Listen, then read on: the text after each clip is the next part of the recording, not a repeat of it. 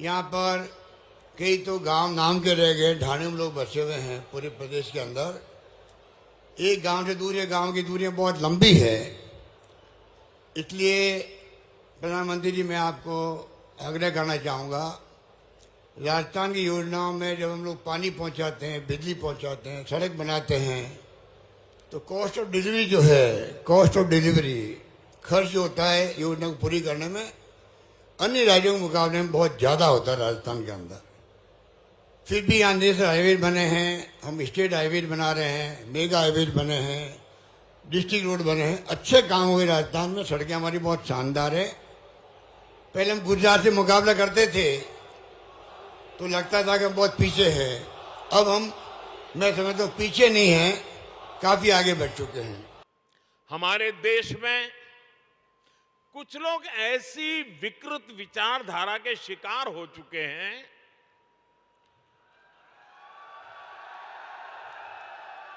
इतनी नकारात्मकता से भरे हुए हैं,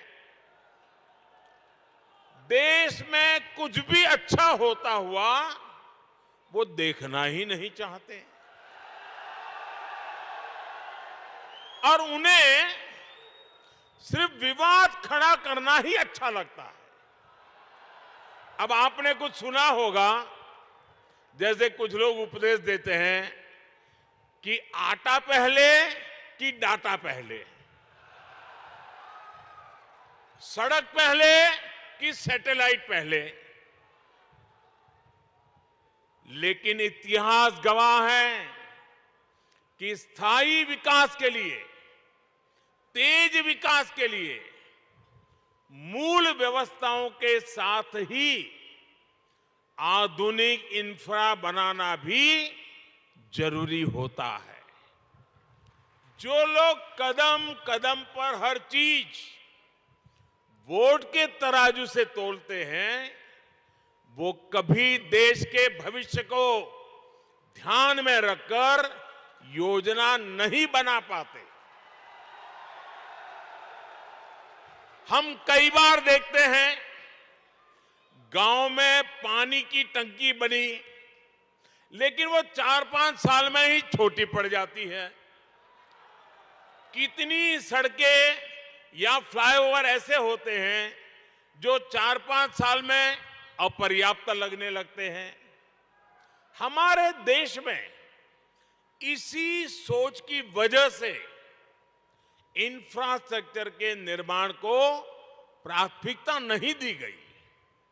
इसका बहुत नुकसान देश ने उठाया है।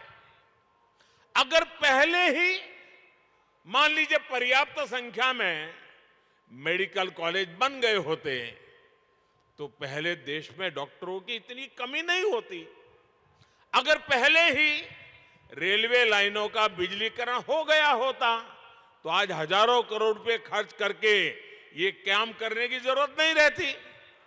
अगर पहले ही हर घर तक नल से जल आने लगता तो आज 3.5 लाख करोड़ रुपए लगाकर जल जीवन मिशन नहीं शुरू करना पड़ता।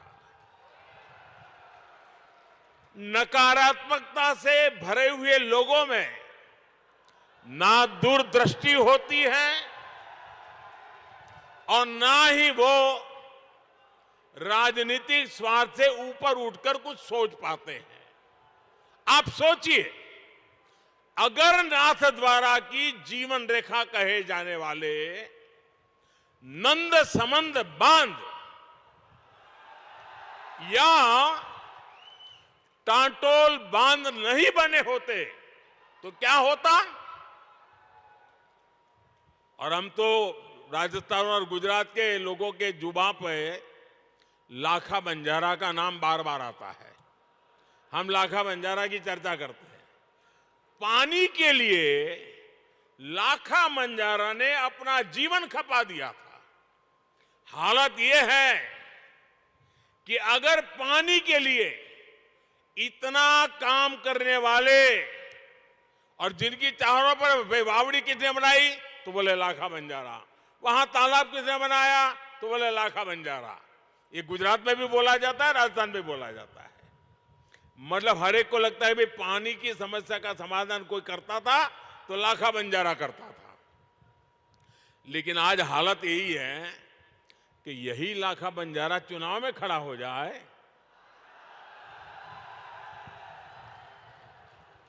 तो ये नकारात्मक सोच वाले उसको भी हराने के लिए मैदान में आएंगे।